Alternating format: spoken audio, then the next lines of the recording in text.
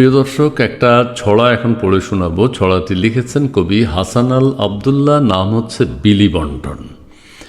ছড়াটি এই কারণে লেখা হয়েছে, আমি যতটুকু বুঝেছি বাংলাদেশে এখন বর্তমানে যে রাজনৈতিক পরিস্থিতি বিরাজ করছে সেই পরিস্থিতিকে কেন্দ্র করেই কবি হাসান আল আবদুল্লাহ এই ছড়াটি লিখেছেন। আমি পড়লে আপনারাও বুঝবেন।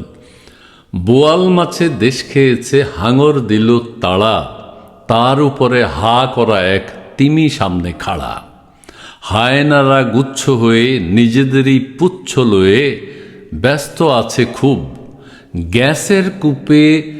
গ্যাসের কূপে চুমুক দিয়ে চেপে ধরে দুমুখ দিয়ে করছে খালি পুব। খামছে ধরে পতাকাটি, নিচ্ছে কেটে স্বাধীন মাটি, ঘুরিয়ে দেবার চেষ্টা করছে ইতিহাসের ধারা। সুযোগ পেয়ে নেকড়েগুলো বসাচ্ছে পাহারা।